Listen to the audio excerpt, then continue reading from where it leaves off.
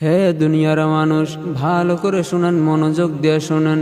একেবারে ভাবেন সেই রিস্কাওয়ালার কথা, যে নিজে রিস্কাও না, অন্যের কাছ থেকে দৈনিক 200-300 টাকা ভাড়া দিয়ে রিস্কা নেয়।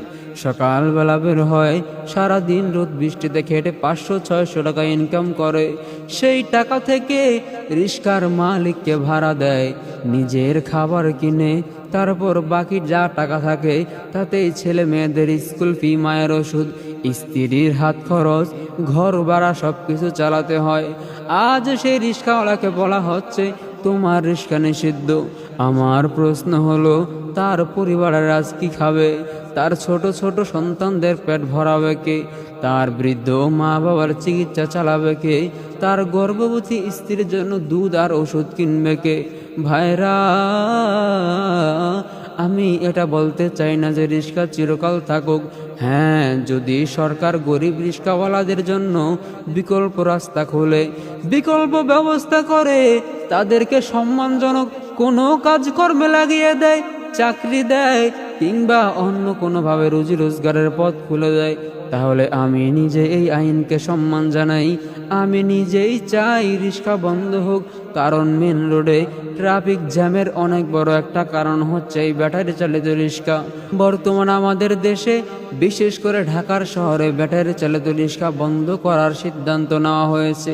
এই সিদ্ধান্ত একদিকে হয়তো ট্রাফিক জ্যাম কমানোর উদ্দেশ্যে, কিন্তু অন্যদিকে হাজারো শ্রমজীবী মানুষ আজ অসহায় হয়ে গেছে। আজকের আলোচনায় আমরা সেই কষ্টের চিত্র তুলে ধরব ইসলামের আলোকে।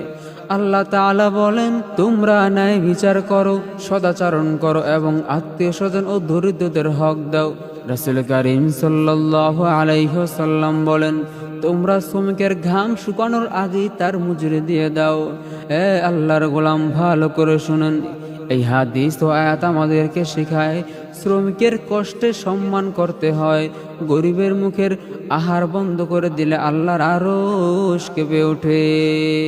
হে দুনিয়ার মানুষ, ভালো করে শুনেন, মনোযোগ দিয়ে শুনেন। একেবারে ভাবেন সেই রিস্কাওয়ালার কথা, যে নিজে রিস্কাও না, অন্যের কাছ থেকে দৈনিক 200-300 টাকা ভাড়া দিয়ে রিস্কা নেয়। সকালবেলা বের হয়, সারাদিন রোদ বৃষ্টিতে খেটে 500-600 টাকা ইনকাম করে। সেই টাকা থেকে রিস্কার মালিককে ভাড়া দেয়, নিজের খাবার কিনে, তারপর বাকি যা টাকা থাকে তাতেই ছেলে মেয়েদের স্কুল ফি, মায়ের ওষুধ, স্ত্রীর হাত খরচ, ঘর ভাড়া সবকিছু চালাতে হয়। আজ সেই রিস্কাওয়ালাকে বলা হচ্ছে তোমার রিস্কা নিষিদ্ধ। আমার প্রশ্ন হলো, তার পরিবারের আজ কি খাবে?